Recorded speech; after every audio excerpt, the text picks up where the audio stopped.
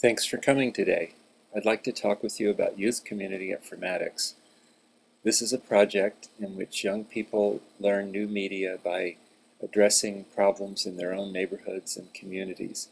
It's been an exciting project, one in which we've learned more about the capacities of young people and also about the assets that are hidden in their own communities.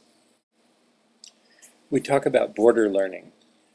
We use this term in two different senses. One is that we're especially interested in the learning that goes on in the space between schools and universities, those formal learning settings, and the informal life that occurs in the home or neighborhood. This area is especially important today because for many young people, their experiences in schools seem abstract, formal, and removed from their own lived experience. At the same time, they lack opportunities to work with others, to engage in meaningful long-term projects that make a difference in their own communities. As a result, much of our work occurs in community centers, 4-H clubs, after-school programs, Saturday programs, summer institutes, clubs, and other places in which young people can come together to learn and make a difference. Second sense of border learning is that we work with participants who are sometimes on the border of full participation in society. Perhaps they live in a small rural community with little opportunities to experience universities, business, and other urban life. Perhaps they're marginalized because of language, culture, nationality, race, social class. In many cases, the youth are marginalized in several of these ways all at the same time. We want to find a way to give opportunity for these youth to make sense of their own experiences, to help their own communities, to learn how to act responsibly in the world and learn how to transform that world. The guiding question for this work is how can young people use new media for community action and personal growth? We are interested in how the young person can develop new skills and knowledge and a greater capacity for participation in the world. But we don't talk about doing these activities to get ahead, to get a job, to get into college.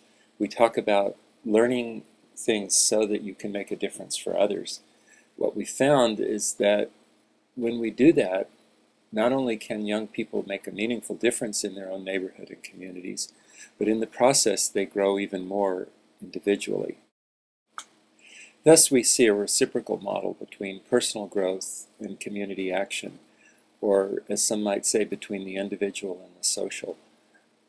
Healthy communities cannot exist without healthy, engaged individuals, and similarly, each individual's growth is shaped by that of the community around them. The next segment should give you a flavor of some of the projects we've done. These projects involve youth throughout Illinois who are using new media such as GIS and GPS, digital video, radio spots, audio and video editing, making websites, using blogs, wikis, and other tools.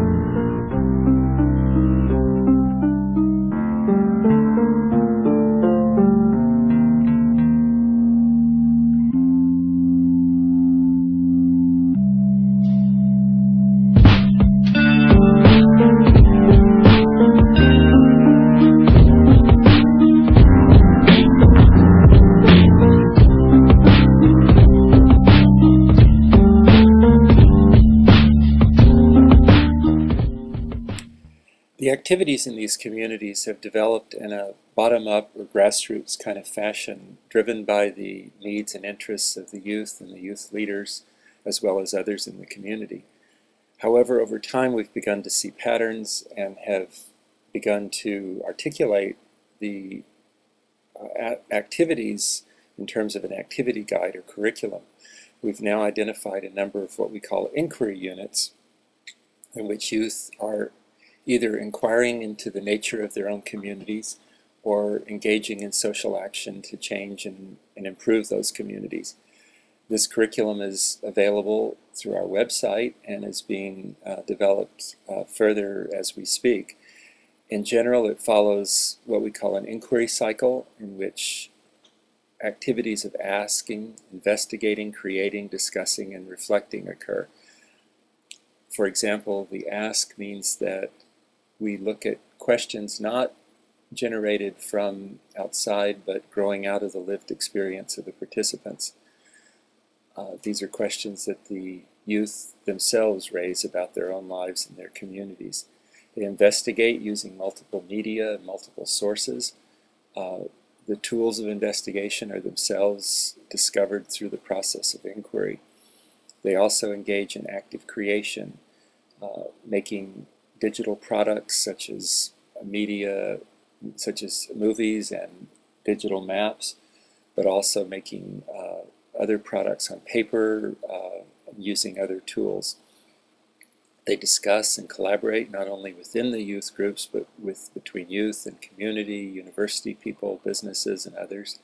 And they reflect on their own experiences, making sense of them and using each present experience to prepare for enlarged experiences in the future. We hear calls today for connecting formal learning to the lived experiences of students to make learning more relevant, more connected, more meaningful in their lives. This project goes a step further. Instead of saying, let's start with formal learning and then someday connect it to the community, this project says start with the community itself. In a sense, the community is the curriculum, as it was in Jane Addams' Hull House, Miles Horton's Highlander School, and the current Paseo Boricua community in Chicago. We look at the resources of communities, the needs and problems of the communities, and out of that, inquiries grow. These inquiries then have a connection that goes beyond the school, beyond the project, to the lived experience of youth and others in the community itself. One of our partner sites is the Paseo Boricua community near Humboldt Park in Chicago. In this community, the community as curriculum idea becomes a central organizing principle for not only the high school, but for all of the life in the community. Residents there articulate this idea in the following way. First, it's to learn about the world in a connected way, which means connecting not only across the curriculum, but between the curriculum and the world outside of schools or the community center. Second is to learn how to act responsibly in the world, which includes understanding your own life, your own experiences, your own history, and how you relate to others. And third, to learn how to transform the world, to give back to the community. I hope that this little introduction has given you a sense of the Youth Community Informatics Project. I encourage you to visit our website, yci.illinois.edu, to learn more. We have links there to the curriculum, to articles and research on the project, to examples of youth-created media, descriptions of the communities we work with, our evaluation procedures, and various other information. One of the exciting new developments is a number of efforts to extend YCI internationally in countries such as Nepal, China, Romania, Spain, and others. Thanks for listening, and enjoy the conference.